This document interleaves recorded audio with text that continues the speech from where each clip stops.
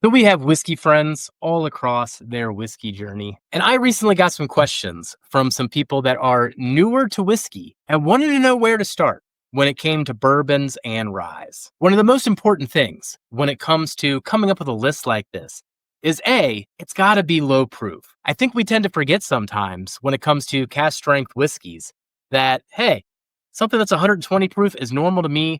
It is complete fire to somebody else. So, what we will talk about today are the 5 whiskeys that I recommend to people just starting out or to those that are interested only in low proofers. Now, for those whiskey veterans who are going to be watching this video as well, hey, let me know what you think of this list. And if you would recommend something else, let it be known in the comments. You can still help out with this video, even if you already know all the whiskeys on this list. Hello again, whiskey friends. Thanks for joining, everybody.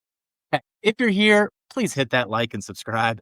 Really helps the channel out. And as we try to grow the channel further in 2025 and grow our barrel pick program, every single like, every single subscribe goes a long way. Now, today we are going to be talking about the whiskeys that I would recommend for beginners or low proof whiskeys in general. So let's kick this list off here. Number 5. So at the 5th position here, I think this is a bottle that can easily get overlooked, though word is out on this one for the most part. Cooper's Craft 100 proof. Man, this one is a hitter. This one always stands up in blinds. Just like other Brown-Forman products, you get this nice banana note on it. But man, it brings the baking spices, has a good finish, all of those things. If you haven't tried this one, highly recommend for just $30. Number 4. So at the number 4 spot, we're going to get into a newer release. But man, if you're going to start on this brand, do not judge it by the well whiskey that you used to mix with Coke. You need to get yourself some Jack Daniel's Bonded. This is coming in at 100 proof, at least 4 years old. And just like number 5 on the list, another Brown-Forman product has that banana note as well. You should do a comparison of these 2 bottles if you've never done it before. You'll begin to know more and more what we talk about when it comes to banana, though this one is more like banana nut bread. Number 3, for the 3rd bottle on this list, this was actually a bottle that I avoided for quite some time. When this first came out, I did not hear good things about this whiskey.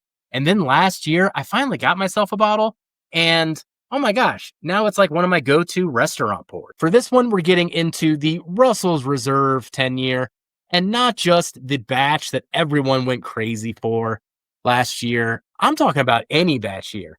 Once again, this is something that I get into when it comes to a restaurant pour because it is so inexpensive, and it's got that nice 10-year age profile. I mean, to get something that old that you can also find for 30 bottles on the shelf, oh my gosh, get it for the oak. Number 2. All right, we're getting close to the bottom of this list here.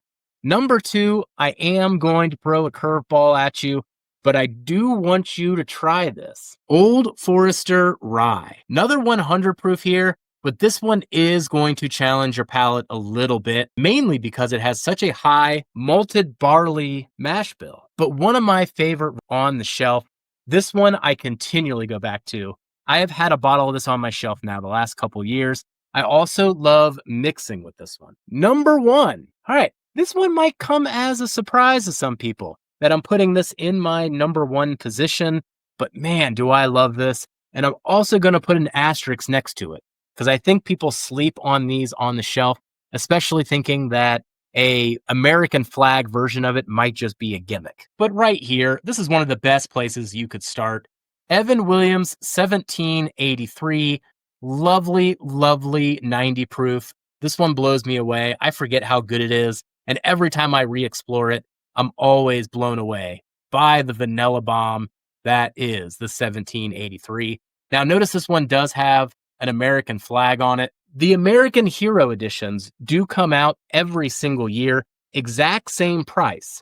But essentially what these are a micro batch of barrels that were selected by a tasting panel made up of veterans. And while I do love the base 1783, I love even more when I can get the American Hero edition, especially if you can still find a 2023 edition. Oh, that one was real good. So those are my recommendations for 5 starter or low proof whiskeys. Let me know what you think in the comments. Which one of these did I get wrong? Which one of these did I leave off? And which one of these do you agree with? So thank you for joining today, whiskey friends. And just remember, you can always find more whiskey, but you can never have enough whiskey friends. So take care of those around you, and we'll catch you on the next one. Goodbye, everybody.